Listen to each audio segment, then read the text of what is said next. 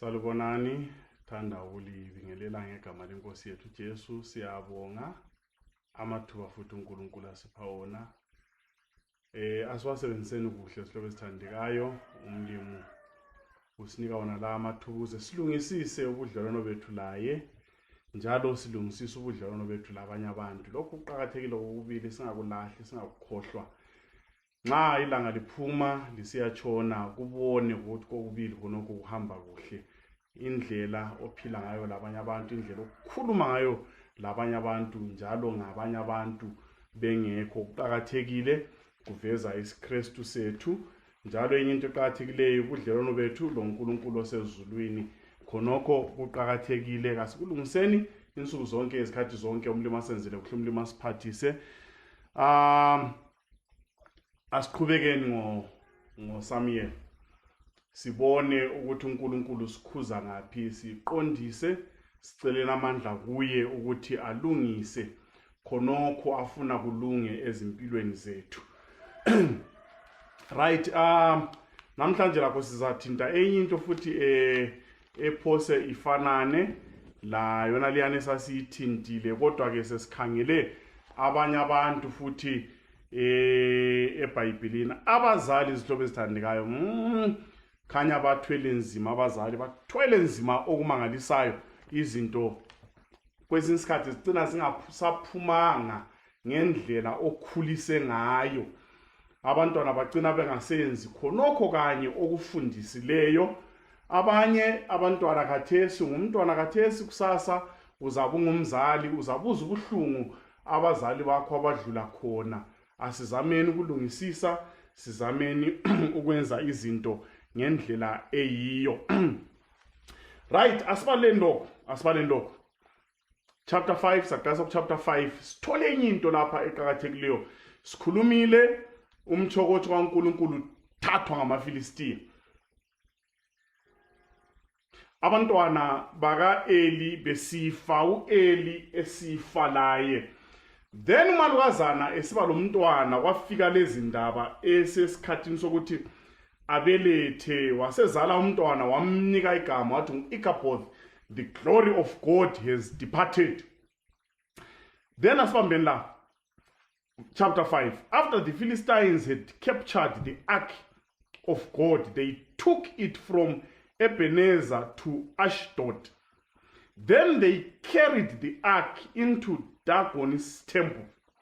Bathatha i-ark kaNkulunkulu, asikubambeni la, uIsrayeli esehlulwe, bathatha i-ark kaMlimo yayahlala esizweni esikhonza izithombe esamaFilistiya. Nxa uhlezi khona ngale umthokotho kaMlimo, iBhayibheli lithi lona bawuthatha bayawufaka etempelini labo. Okwakukhonza khona, okwakuhlala khona isithixo sabo okuthiwa nguDagoni.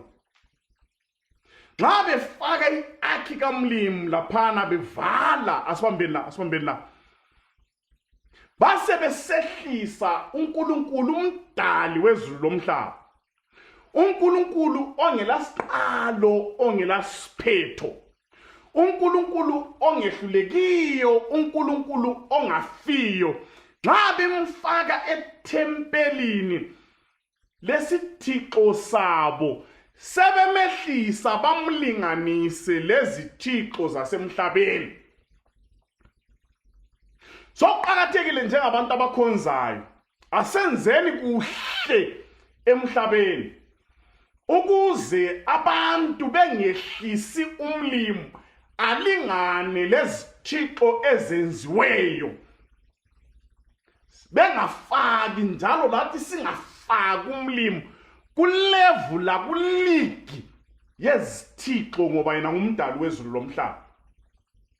So nxa sebethatha i-ark kaMlimo elemithetho elitshumi, beseyifaka kokuyindlu okuncane so okulesithixo sabo, bathi bona hayi igenge 1 le, igenge 1, Dagoni, le ark yona le kaNkulunkulu kaIsrael sokuyigenge one ngaba ngoNkulunkulu bonke bafana na izithixo zonke bafana. So sizobe sathi akuqhakathekile lokhu singakwenzi ngoba kuyabe sokuzama ukwehlisa umlimo. But into engiyibongayo nansi la, uNkulunkulu kavumi umlimo olobukhwele ngathi ngumlimo olobukhwele ngegama lakhe. Kavumi ukuthi ehliswe ngathi nasehlulekile sehlulwa yena kehluleki uyazilwela aveze ubukhulu bakhe, abuveze kithi aphinda abuveze la kulabo abafuna ukumeyisa. Bambana singabala indaba le, xa bechiya khonapho bavala bavuke ekuseni bezovula bacheka bambanaye kuthiwa bathi bavule ekuseni amapriesti kaNkulunkulu wena lo udagoni. Xa bevule ekuseni besithi bacheka bathole leso sithombe mhlawumbe sasilapha iark kaMlimo ingale sisusiwe sawa phambi kwe-ark kaMlimo. Bafika basivusa bakhangelana babuzana baswela impendulo bayasibeka futhi endaweni yaso, basithwala basibeka endaweni yaso. Latshona ilanga bavala, ngelanga elilandelayo baphinde bavuke futhi ekuseni bayefika kuThempu kaDagoni. Nxa sebefika ngaleli langa bathola into singamanga kuhle, bathola uDagoni ewile laphana phambi kwe-ark kaMlimo. Umlimo ekuveze sobala ukuthi yena lesithombe abalingani. Kwathi ikhanda likaDagoni lezandla lenyawo kwakususiwe kwabuthelelwa emnyango nxa bengena laphana. Kwasala umzimba, umlimo eziveza ubukhulu lamandla akhe kalinganiswa kalingani lezithombe, ngoba izithombe zilamehlo kodwa kaziboni, zilezandla kazibambi, zilendlebe kazizwa, zilenyawo kazihlambi ziyathwalwa. Yena ngumlimo. Izithombe zona ezazisenziwa kuyabe kuthethwa isihlahla. Umlimo uNkulunkulu osezulwini uJehova owakhuluma zaba khona.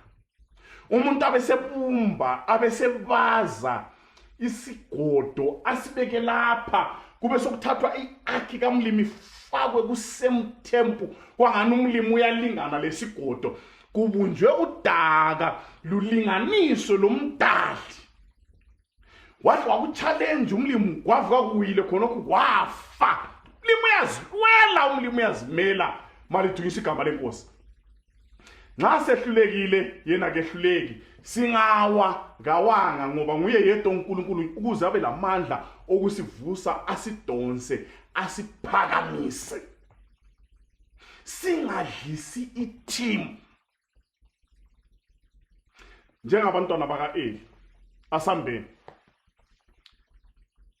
Nxa sekunjalo bavuka sebethukile bakhulumisana bathi bona the Lord's hand was heavy on the people of Ashdod.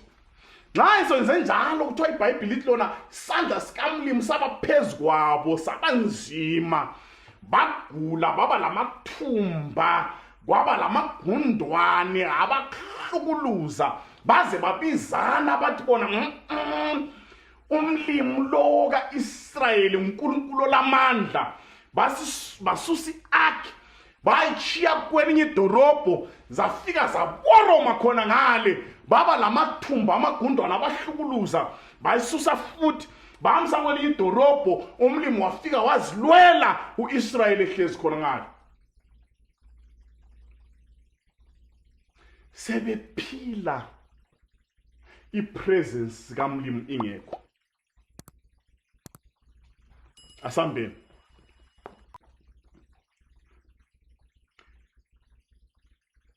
Right. They answered, let the ark of the God of Israel be moved to Gath. IGath yikho ngibo ka Goliath sakhuluma ngakonila. So they moved the ark of the God of Israel, but after they moved it, the Lord's hand was against the city, throwing it into great panic. He afflicted the people of the city, both young and old. Nxa sekufikile eGath basebeqalisile ukubala lapha enyuziphepheni, bakubona la kunews ukuthi ngale okule ark khona yako Israel, angicabanga ukuthi basebeqalisa ukusola ukuthi adivele mbani wayewathatha yona linto. Ukusa kwamalanga umlimi uyaziveza ebantwini, aziveze ebantwini abangamaziyo ukuthi yena kalingani lentonga, kalingani lembuzi, kalingani lento esesikhwameni nguJehova nguNkulunkulu umdali wezulu lomhlaba. Suka lapho bahambisa eEkron lakho zafika zamiya khona ngale. Nxa sebesusa lapho behambisa kwelinye idorobho, abantu bedorobho lelo bahle bahamba bahlaba umkhosi, bathi lingalethi lifuna ukusibulalisa, so senze njani asambeni. Kwabuya inkulumo kwahlanganiswa amakhanda sokungamakhosi lezinduna zamadorobha angu-5. Kwase kuthiwa akuhambe ihlanjiswe le ark ko-Israyeli.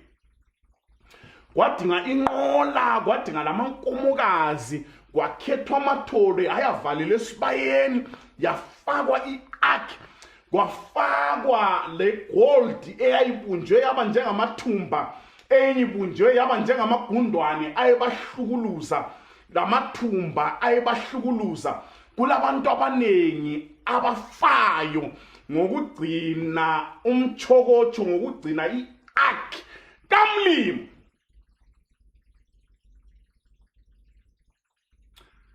Nxa sebeyifake enqola, batibona lingayibona ihamba iqonda straight siyale, kuyabe kukhanya ukuthi isandla sikamlimi, njalo umlimi uzilwele sizasila kulolu hlupho. Lingabona sisiyale, hayi ukuthi uthi le into athi sisehlela into nje. Zasuka inkomo zaqonda straight lapho kumele ziye khona, zithwele i-ark kamlimi. Bayibona abako-Israyeli bayamukela, yahlala kibo. Abanye iBhayibheli lithi bafa ngoba bahamba bayakhangela i-ark kamlimi, okulenkazimulo khona kaJehova. Liyakhumbula, siyakhumbula uNkulunkulu uMoses wathi yena abantu bamthuma bathi sicela uyetshela umlimi ukuthi sicela ukumbona. Wayafika uMoses uNkulunkulu wathi akula umuntu ongambona phile. Siqakathekiseni lokho. Izinto ezingcwele kasizigcineni zingcwele ngezika Jehova. Singazeyisi, singameyisi, singamehlisi, ngoba umlimi engazilwela njengabantu siyaba lohlupho emhlabeni. Into ezingcwele zonke kasiziyekeleni, kasizigcineni, kasiziphatheni ngobungcwele bona lobo kumele ziphathwe ngabo.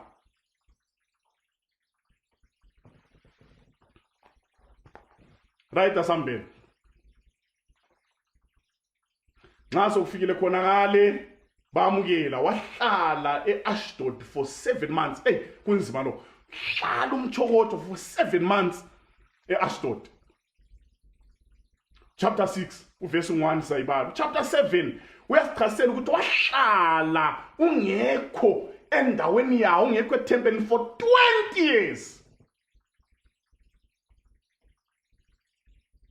Kubuhlungu ukuthi njengabantu emhlabeni isizwe sako-Israyeli saphila iminyaka eminengi bengela connection loNkulunkulu. Emhlabeni siyaphila, amazwe ayaphila, imizi iyaphila, abantu as individuals siyaphila nje kungela connection lamandla ezulu. Kungela budlelwano loNkulunkulu osezulwini. Kasinanzelele indlela zethu kasibuyeni kuJehova othethelelayo. Umlimo lomusa, umlimo lothando. Asigijimenini lapha kulento ngifuna siyefika kiyo la. Yeah. Chapter 8. Choko chusubuyile. Chapter 8 kaSamuel. Kunzima lokho. Phose kufanane lesakhuluma ngakho lapha kodwa sibambeni lapha silaleleni la. Now Samuel grew old. He appointed his sons as Israel's leaders. The name of his firstborn was Joel, the name of the secondborn was Abijah, and they served at Beersheba. But his sons did not follow his ways.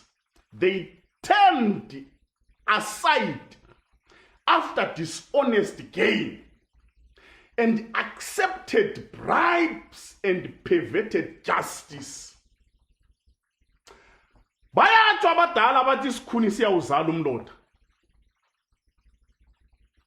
Lindoda sike sakhuluma ngalizolo emuva. Sakhuluma ngendlela ehlala etempelini, indlela afunda ngayo, lendlela asebenza ngayo ko-Israyeli, wathembeka waze waguga wameqinisweni wathungamela u-Israyeli, wamtshengisa indlela wabuyisa isizwe ngaphansi kwesandla sikamlimo. Wayengumuntu othembekileyo ekhonza ethemba umlimo osezulwini. Wakhula, wathatha, waba labantwana, wabadonsela eduze, wabafundisa indlela kamlimo, wabafundisa indlela yokukhonza, wabatshengisa izinto eziqakathekileyo. But iBhayibheli lithi lona esekhulile.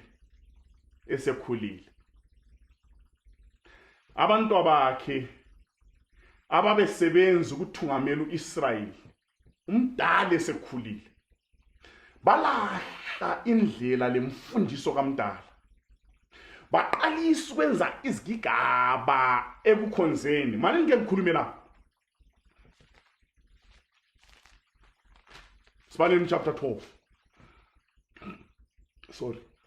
Samuel said to all Israel, I have listened to everything you have said to me and have set a king over you. Now you have a king as your leader. As for me, I am old and gray, and my sons are here with you. I have been your leader from my youth until this day. Here as I stand, testify against me in the presence of the Lord and his anointed. Whose ox have I taken? Whose donkey have I taken? Whom have I cheated? Whom have I oppressed?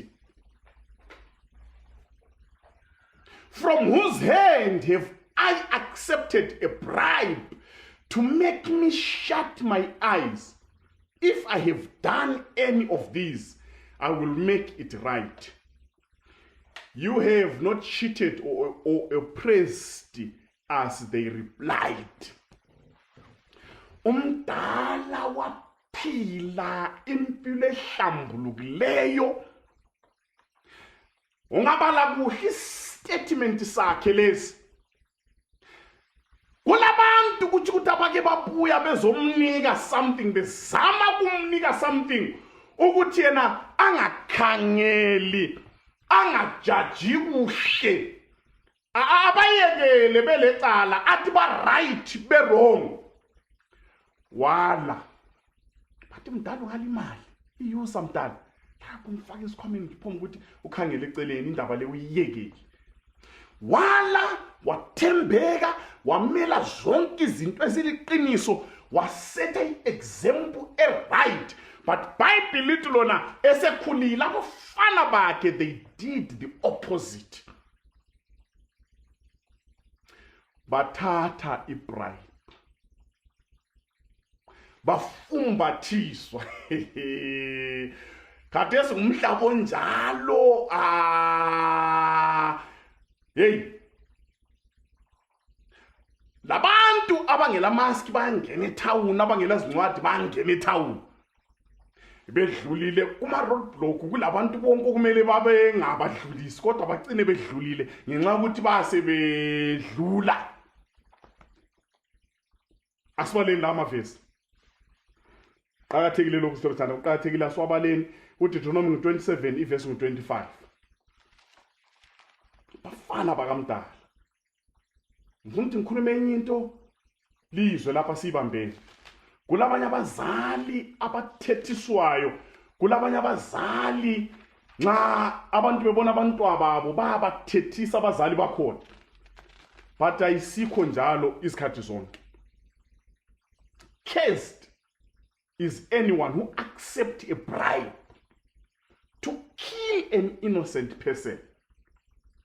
Bible lona uqalekisiwe umuntu othatha ibribe. Ayithathele ukubulala umuntu ongelacala, ayithathele ukugweba umuntu ongelacala, ayithathele ukuxotshisa umuntu ongelacala. Cursed is that person.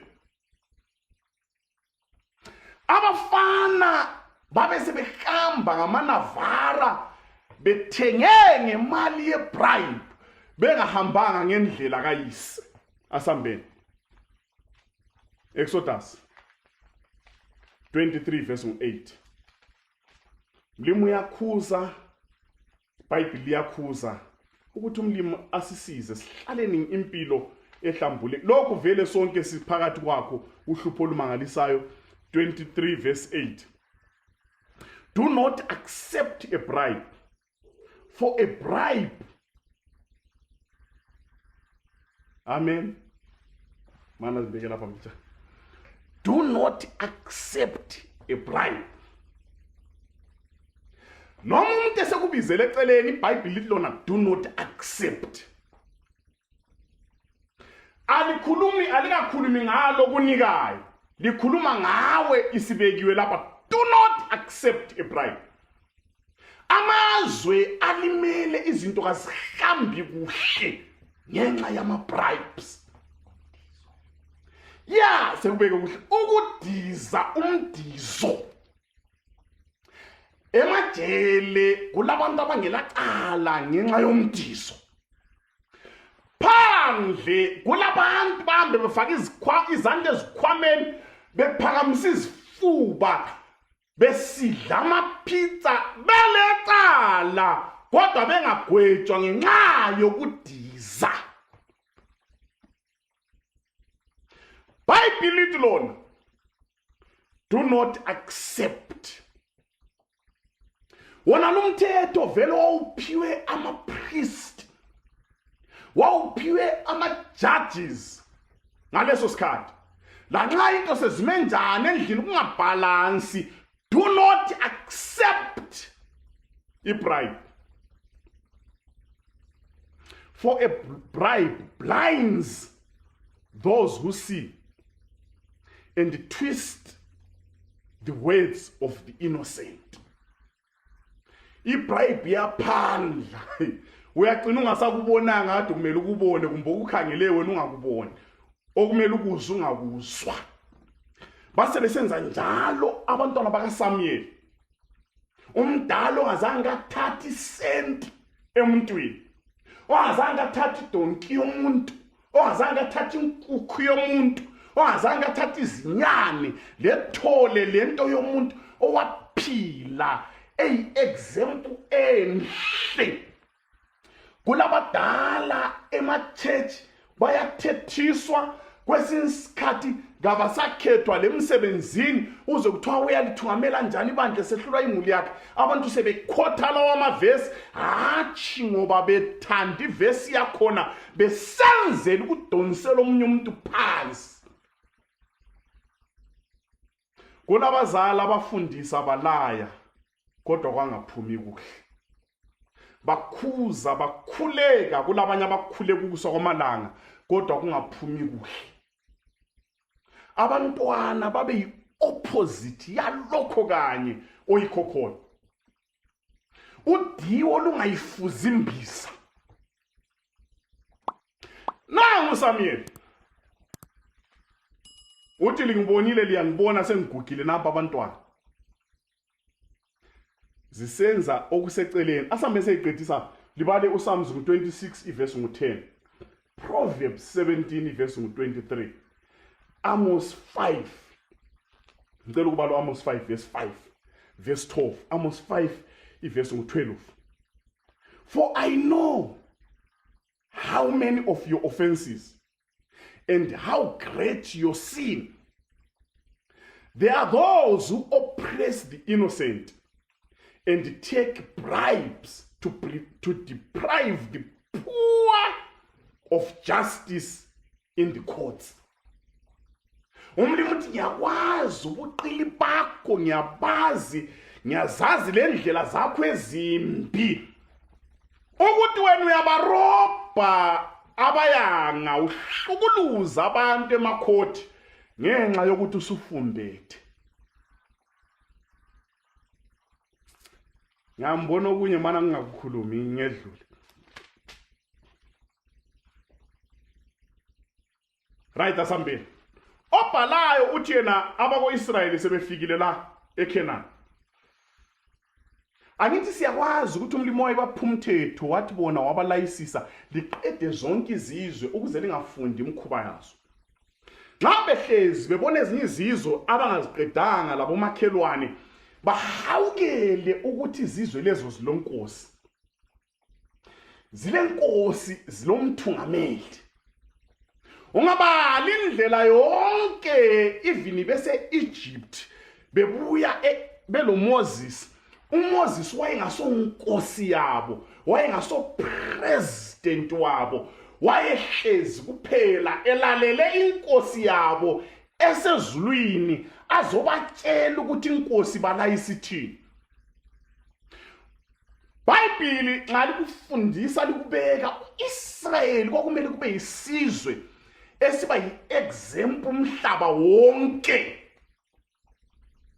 Ukuthi abantu beZimbabwe, abantu beKenya, abantu beFrance, abantu beRussia, abantu bamazwe beUnited States babekwazi ukuthi umuntu kakwazi ukuthungamela umuntu. Kube isizwe sodwa emhlabeni esingayi kuma elections. Ngoba silo uNkulunkulu wabo osezulwini, ongupresident wabo, oyinkosi. Abako-Israyeli bali into emangalisa, into enkulu. Bambana. So all the elders of Israel gathered together and came to Samuel at Ramah. They said to him, "You are old, and your sons do not follow your ways. Now, appoint a king to lead us, such as the other nations."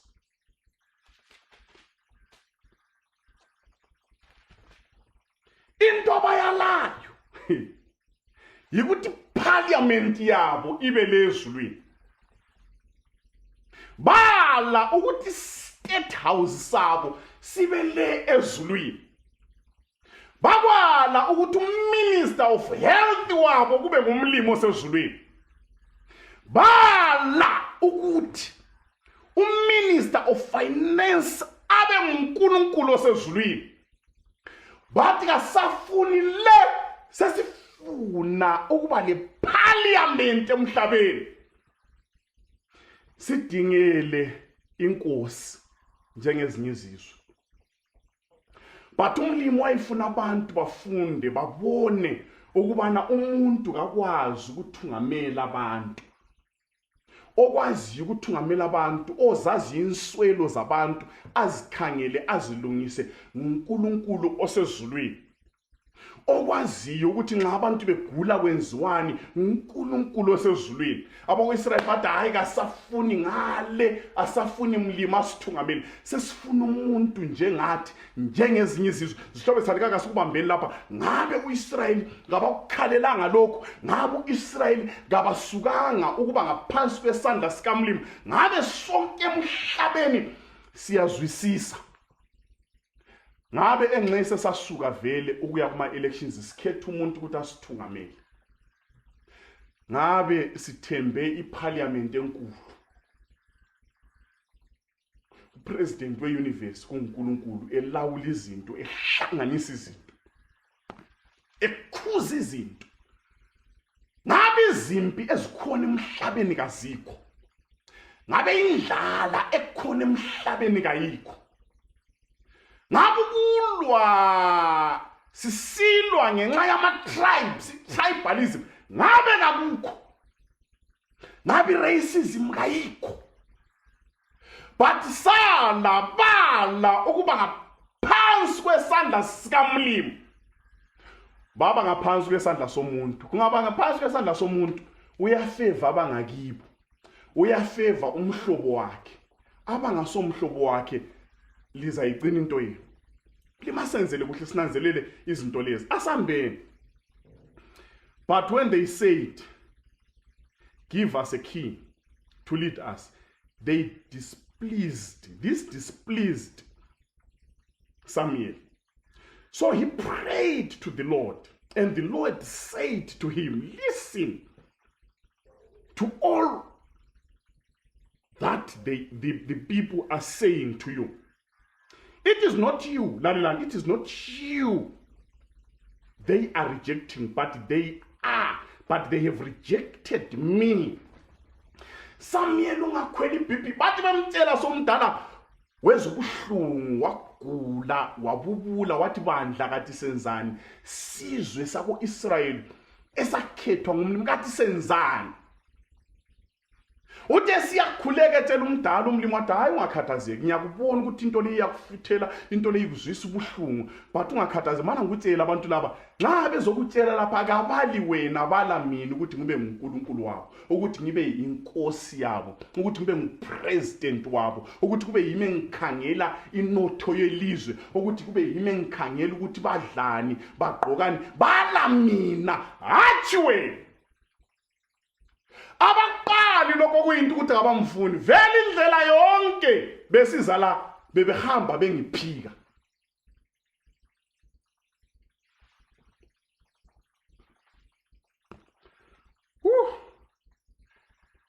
Uyavuma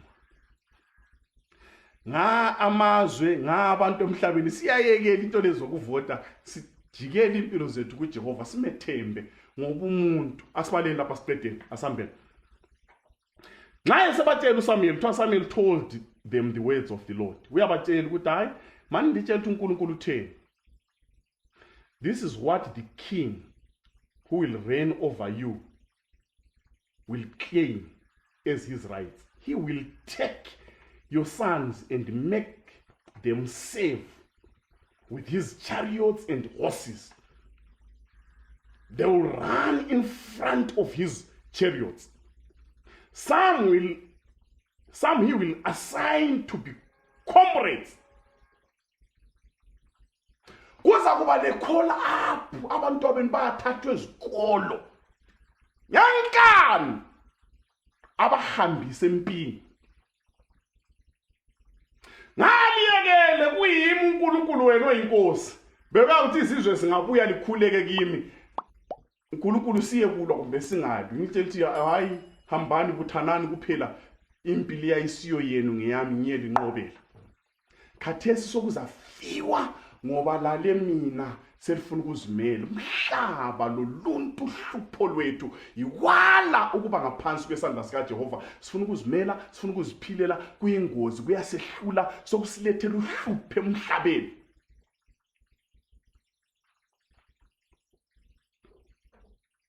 He will take your daughters, abenza ama-cooks and bakers. He will take your best. He will take the best of your fields and vineyards and olive groves and give them to his attendants. He will take the 10th of your grain. Lizabulawa i-tax.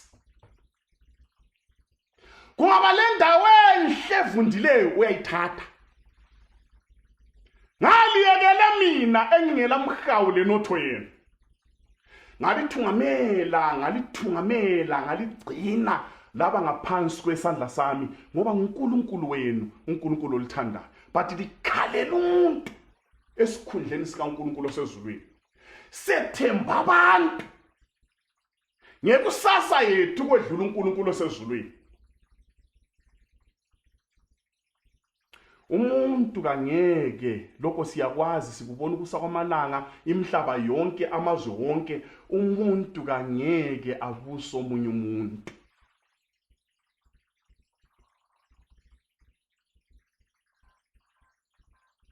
Asambe ngiqedeni la.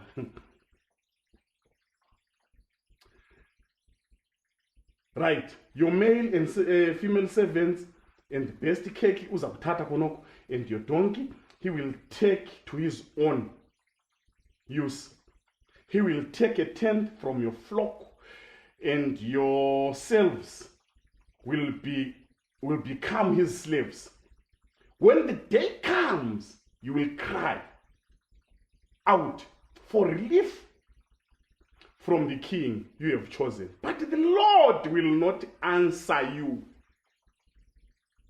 Lingakaleli isikhathi sesekhona ithuba liyakhona ukuthi lichaye u10 lithi hayi sakufuna lokhu Samuel sixolisele kumlimi siyavuma umlimi asithungamele la nxa ebatshelela hamba lebala uverse 19 esebatshelile wabaqondisa wabaxwayisa wabancenga wabavezela ukuthi okubuswa ngumuntu kuchuhlupho uzalithathela inkomo zenu uzalithathela amasimu enu uzathatha abantwabenu bayemsebenzela lizakuba izigqili zakho kusa kwamalanga lizakhala lizalamba lizaswela le ndawo yokulala liyokuhlala ngoba umuntu kakwazi ukubusa omunye umuntu azakwenza ikunothisa his attendants and relatives. Lina likhali. But nxa liqhubeka lilokhe limfuna lokhe lifuna ukuthunganyelwa ngumuntu. Mzwana into sesibuhlungu lizabuya lizokhala kuNkulunkulu. Ngokuswelakala kwenhlanhla uNkulunkulu kasozalilalele. Kasozalizwe. Samuel wathungamela kuhle uSamuel waphila kuhle uSamuel waphakamisa isandla sikamlimi uIsrael wonke ngesikhathi sika Samuel spiritual wayebambelele kumlimi spiritual 100%.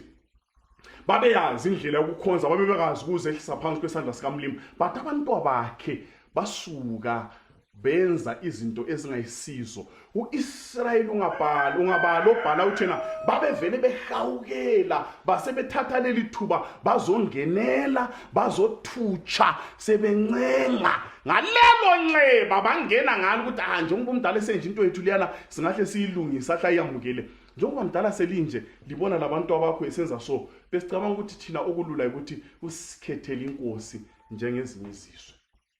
Umlimi wayengafuni ukuthi uIsrael abe njengezinye izizwe. Umlimi wayekufuna ukuthi ezinye izizwe zifunde zibone zibe njengoIsrael.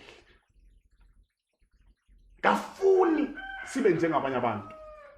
Ufisa abantu bakhangela amaKristu bakope emaKristwini beze kumlimi uNkulunkulu abasindisa sesidlisa ithimu umlimi asisize umlimi lomusa. It's not too late.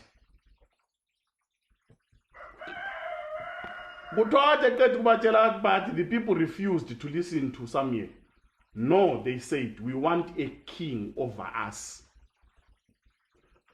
Okukamlimana sesifuna inkosi. Sake sibukele kwamama zokuthiwa bavota athi nasese sivote nini. Sifuna umuntu esiyabe simbona umlimi asimlahlanga kodwa senza asimazi phela sizake simbone, but sifuna umuntu lapho esimbonayo esiza kuyakhala kuye.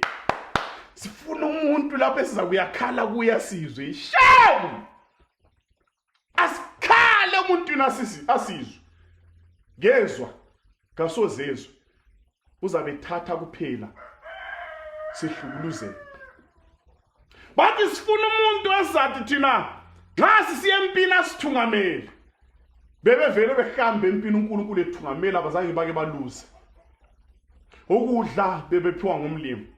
Umkudla siphiwa nguJehova. Asimethembeni, asithatheni izimpilo zethu sihambiseni kumlimi. Umlimi uthembekile. Umuntu kasoza asisize, umuntu kasoza asilalele, umuntu kasoza asiphakamise. Olozwelo, lolomusa, lolothando, lofuna ukusigcina esandleni sakhe. Singabathokozile izikhathi zonke, ongafuni lutho kithi, ofuna ukusibusisa kuphela esinika ngupresident omkhulu osekhaya ezulwini, uNkulunkulu othembekile. Singafaki ithemba lethu kuma political parties. Asifakeni ithemba lethu kuNkulunkulu osezulwini. Umlimi asiphathise, asivula amehlo. Sinanzelele njengabantu, umuntu kangeke asithungamele. Othungamelayo kuthungameleke uNkulunkulu osezulwini. Umlimi asenzele kuhle, umlimi asiphathise. Singakhohlwa kule button subscribe ivangeli lihambe. Mina lawe asijikeleni, asigeqeleni impilo zethu kuJehova. Umlimi asiphathise, umlimi asigcine umsweni wakhe, asikhuleke nini. Babolungile osezweni siyabonga ngokuyasithanda. Seluse namhla usigcine insuku zonke. Sivula amehlo njengabantu umhlaba wonke ukuthi sinanzelele ukubana akakho umuntu ongasizwa nxa sikhala. Ngakho umuntu ongasisiza phakathi kohlupho lomhlaba. Ngaphandle size sibuye kuwe. nguNkulunkulu olamandla, nguNkulunkulu lomusa. Sisize, siphathise endleleni yokukholwa. Nxa icilo ngolikhala sibe khona ekhaya ezweni ngoJesu uyakhuleka. Amen. Amen.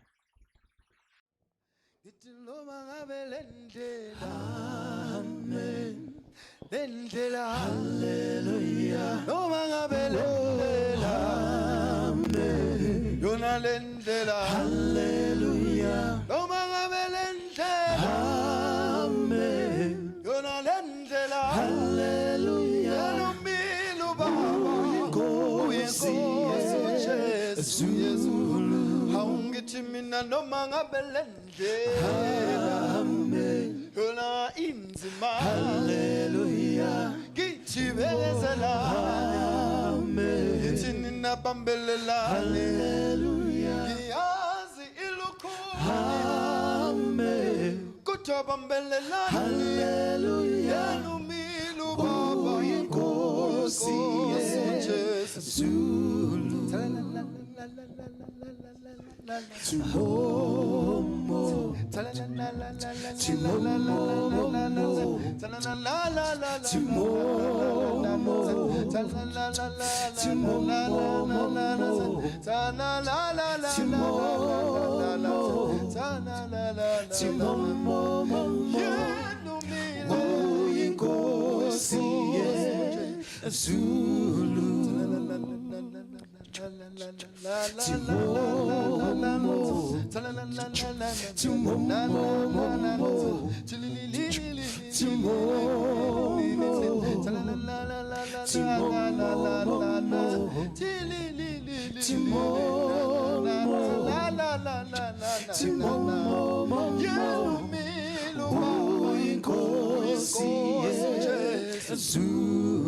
Webantwana ngithi hlonipha nabazali, khona zonke izinto zizolunga, hallelujah, sizibona niphumelela, konke nikudingayo, uma nihamba ngokukholwa, nibekelela nabazali, ngiyamazi ngeke nishiye baba inkosi Yesu.